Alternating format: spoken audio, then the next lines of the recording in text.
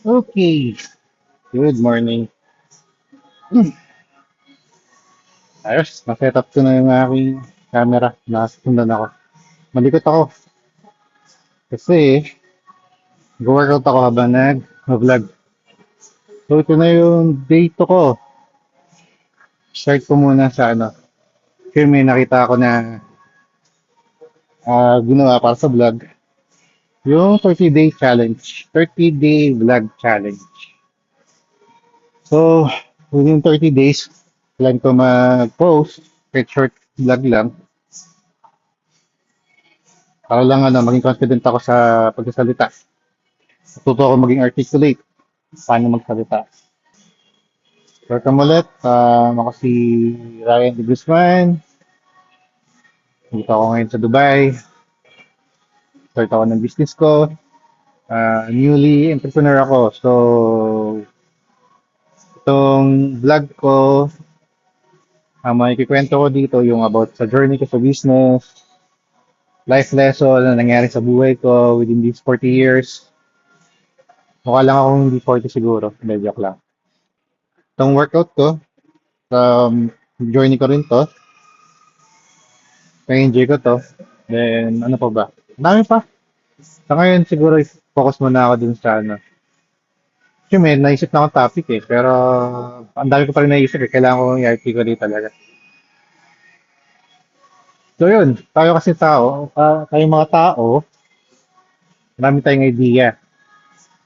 Diba? Ano tayo? Cheating machine tayo. Pero, nagkakatuloy lang yan sa execution. Anyway, ngayon, siguro maganda pag-usapan muna natin yung ano. Workout ko today. Workout ko today is back. And bicep workout. Sila yung dalawang magandang i-partner kasi yung back, it's yung major muscle mo. Tapos, gamitan mo na siya ng secondary na bicep. Parang hindi ka madaling mapagod. Kasi ako, ngayon, medyo tumigit na yung workout ko. So, ang workout ko, 6 times, 5 to 6 ako nag-workout a week. Para sa starter, pwede na kayo mag-start ng 3 days lang muna. Alternating. Okay, back and bicep. Medyo intermediate na kasing ginagawa ko. Pero importante, sa back workout, sa lahat ng workout is compound lift. Ano sabihin ng compound lift? Hindi lang yung isang muscle lang nag-work. Like for example, deadlift, bench press. Ang bench press, kala nyo chest lang siya. No, magamit siya ng multiple muscle doon. Head back, gumagamit din siya. Pero major yung na muscle lang ginagamit doon is yung chest. Pull up, majority yung na muscle na ginagamit ko dyan is yung ating lats. Ngayon, kaya ko na siyang gawin. That before, nung nag-start ako mag-workout, di ko pa siyang ngayon gawin. Talaga, hindi ko maangat sa sarili ko. Baby steps muna tayo na pwede niyong gawin. First, pwede kayo gumamit ng squat rack. Si gamit na gamit to. Na sa mga compound lifts, squat rack gamit na gamit to.